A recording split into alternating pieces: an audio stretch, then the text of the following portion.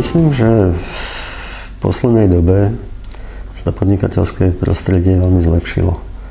Ja osobne som veľmi spokojný s tým, jak sa to vyvíja.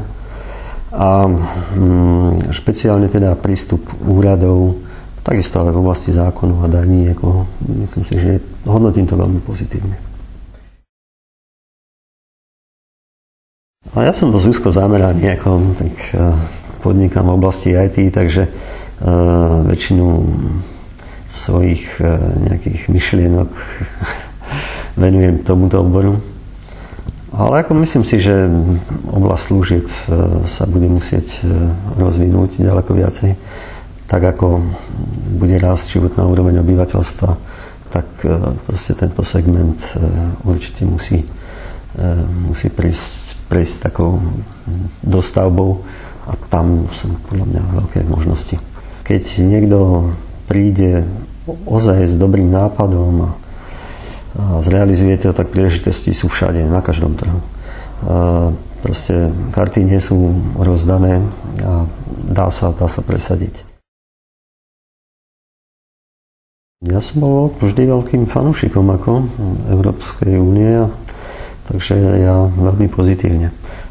Myslím si, že aj konkrétne v našom biznise to bude mať kladný dopad na naše podnikanie. A takisto si myslím, že Európa ako spoločnými sílami má ďaleko väčšiu šancu sa popasovať s konkurenciou svetovou, obzvlášť s nastupujúcimi takými veľmocami ako Čína. Strašne veľa vecí sa zmenilo s nástupom internetu a s veľkým rozšírením počítačových sietí a s rozšírením počítačov do domácnosti. Vystali nové otázky. No a museli sme ich proste nejakým spôsobom riešiť. No a tak snažili sme sa, aby tie naše riešenia boli vždy dokonalé, čo sa týka technických kvalít. No a táto stratégia zdá sa, že zabrala u tých zákazníkov. Takže myslím si, že keď sa človek sústredí na kvalitu, prinesie to v dlhodobom horizonte výsledky. Hlavne vytrvať. Tie veci nejdú rýchlo.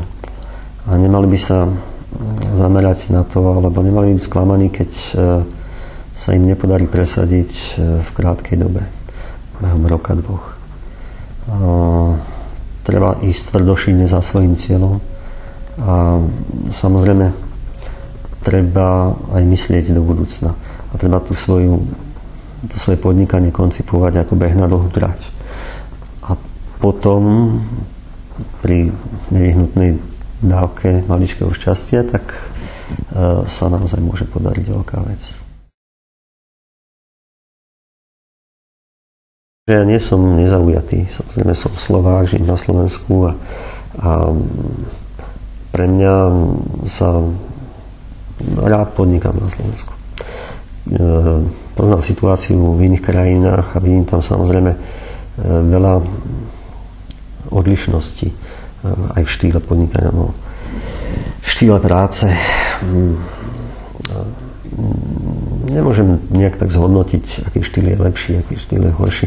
Typicky napríklad v USA to podnikanie má trošku iný charakter často ako tu na. A teda neprísluší mi to nejak hodnotiť, že čo je správne, čo je nie, ale je to iné. A čo podľa mňa sa dá nájsť na Slovensku, to, čo inde nie, je ešte, že tu naozaj ešte stále veľká časť ľudí nie je skazená v tom zmysle, že nerobia veci formálne. Že často v USA proste sa beží v nejakých takých vychodených kolajách, ktoré sú nejakým spôsobom predurčené knižkami o rýchlom zbohatnutí a proste tie klišé a šablóny.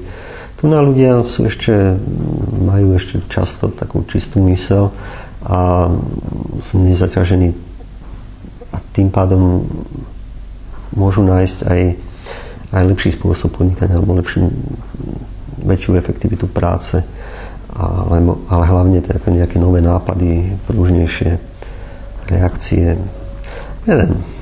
Je toho veľa, čo by sa dalo ako povedať, ale ja si myslím, že Slovensko je relatívne dobrá krajina na podnikanie.